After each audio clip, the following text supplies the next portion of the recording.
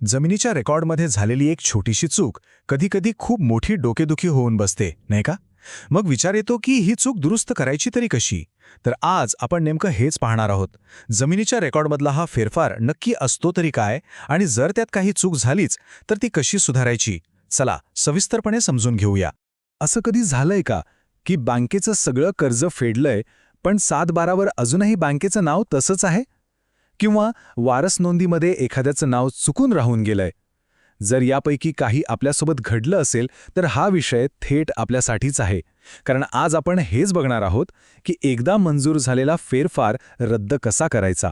तर आपण ही सगळी प्रक्रिया अगदी सोप्या भाषेत टप्प्याटप्प्याने समजून घेऊया. सगळ्यात आधी बघूया फेरफार म्हणजे नेमकं काय, मग त्याचे कायदेशीर आधार काय आहेत, अपील कसं करायचं, समजा वेळ निघून गेली तर काय पर्याय आहे, आणि शेवटी काही खूप महत्त्वाचे सल्ले.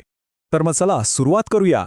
या सगळ्या गोंधळाच्या किंवा समस्येच्या मुळाशी एकच महत्त्वाचा दस्तऐवज असतो, आणि तो म्हणजे फेरफार. त्यामुळे सगळ्यात आधी हे समजून घेऊ की हा फेरफार म्हणजे नक्की काय प्रकरण आहे.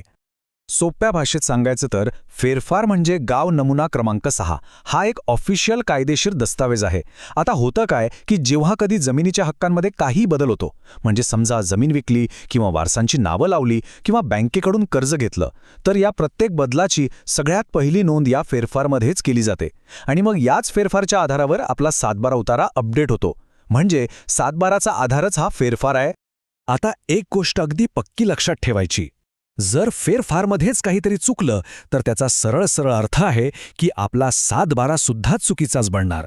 आणि मग विचार करा, पुढे जाऊन जमीन विकायची झाली, वारसा हक्क ठरवायचा झाला किंवा अगदी कर्ज काढायचं झालं तर किती मोठ्या अडचणी येऊ शकतात. मग आता प्रश्न येतो की ही चूक दुरुस्त कशी करायची. पण काळजी करण्याचं काही कारण नाही. यासाठी एक व्यवस्थित कायदेशीर प्रक्रिया ठरलेली आहे. चला तर मग पाहूया की हा चुकीचा फेरफार रद्द करण्याचा अधिकार नक्की कोणाला आहे आणि तो कोणत्या कायद्यानुसार मिळतो. हे बघा, सगळ्यात महत्त्वाचा मुद्दा. एकदा मंजूर झालेला फेरफार रद्द करायचा असेल तर त्याचे अधिकार आहेत उपविभागीय अधिकारी, म्हणजे ज्यांना आपण SDO किंवा प्रांताधिकारी म्हणतो त्यांच्याकडे. आणि त्यांना हे अधिकार मिळतात महाराष्ट्र जमीन महसूल अधिनियम 1966च्या कलम 247 नुसार. याचाच अर्थ आपल्याला जे काही अपील करायचं आहे ते थेट त्यांच्याकडेच करावं लागेल. ठीक आहे, मग आता येऊया सगळ्यात महत्त्वाच्या भागाकडे, म्हणजे प्रत्यक्ष अपील करायची प्रक्रिया नेमकी आहे तरी कशी. चला आपण एक एक टप्पा व्यवस्थित समजून घेऊया. बरं, अपील करायला जाण्याआधी काही कागदपत्रं आपल्याला जमवून ठेवावी लागतील. यात काय काय लागतं तर ज्या फेरफारला आपल्याला चॅलेंज करायचं आहे त्याची एक सर्टिफाईड कॉपी, आपलं ओळखपत्र म्हणून आधार कार्ड, जमिनीचा अगदी लेटेस्ट 7/12 उतारा, आणि सगळ्यात महत्त्वाचं आपला दावा खरा आहे हे सिद्ध करणारे पुरावे. उदाहरणार्थ, जर कर्ज फेडलं असेल तर बँकेकडून मिळालेलं नो ड्यूज सर्टिफिकेट. ही प्रक्रिया अगदी सोपी आहे. बघा, स्टेप 1, सगळ्यात आधी तलाठी कार्यालयात जाऊन त्या वादग्रस्त फेरफाराची सर्टिफाईड प्रत मिळवा. स्टेप 2, मग एक व्यवस्थित अर्ज तयार करा. त्यात स्पष्टपणे लिहा की ही नोंद का चुकीची आहे आणि ती का रद्द केली पाहिजे.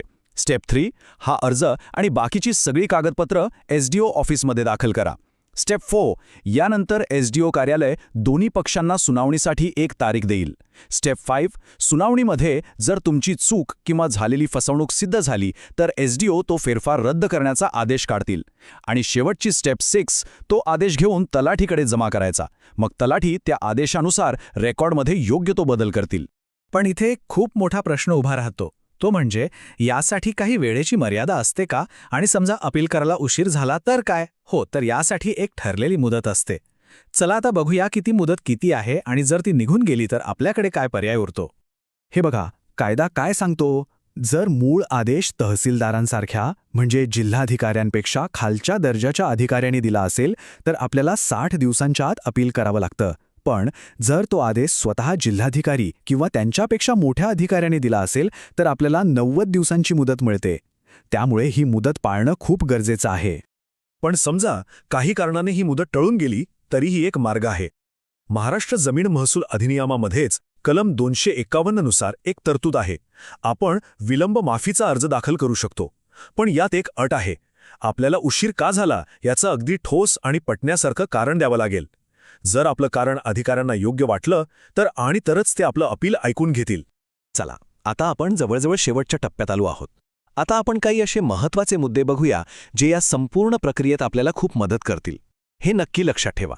आणि हा एक सगळ्यात महत्त्वाचा नियम आहे की फेरफारला कोणीही ऐरागैरा आव्हान देऊ शकत नाही. कायद्यानुसार फक्त संबंधित व्यक्ती म्हणजे ज्याचा त्या मालमत्तेशी थेट संबंध आहे, फक्त तीच व्यक्ती अपील करू शकते. कुठलाही तिसरा त्रयस्थ माणूस यात हस्तक्षेप करू शकत नाही. हे अगदी स्पष्ट आहे. आणि हा एक व्यावहारिक सल्ला जो नेहमी लक्षात ठेवायला हवा. बँकेचं कर्ज फेडलं म्हणजे सातबाऱ्यावरचा बोजा आपोआप कमी झाला असं होत नाही. कर्ज पूर्ण फेडल्यावर बँकेकडून बोजा कमी करण्याचं पत्र घेणं, ते तलाठ्याकडे नेऊन देणं आणि त्याचा फेरफार करून घेणं ही पूर्णपणे जमीन मालकाची जबाबदारी आहे. हे काम आपल्याला स्वतःच करावं लागतं. तर मग या सगळ्या चर्चेतून आपण काय लक्षात ठेवायचं? चला एकदा पटकन बघूया. 1. अपील करायचं आहे एसडीओ किंवा प्रांताधिकाऱ्यांकडे. 2. ते करायचं आहे कलम 247 नुसार. 3. 60 किंवा 90 दिवसांची मुदत पाळणं अत्यंत महत्त्वाचं आहे. 4. फक्त आणि फक्त संबंधित व्यक्तीच अपील दाखल करू शकते. आणि सगळ्यात शेवटी, कुठल्याही कायदेशीर कामात एका चांगल्या वकिलाचा सल्ला घेणं हे नेहमीच शहाणपणाचं ठरतं. आणि जाता जाता एक शेवटचा पण महत्त्वाचा प्रश्न. आपण आपल्या जमिनीचे रेकॉर्ड्स म्हणजे सातबारा वगैरे शेवटचं कधी नीट तपासलं होतं, आठवते? जर नसेल तर आजच वेळ काढा, तपासा आणि खात्री करा की आपले हक्क 100% सुरक्षित आहेत.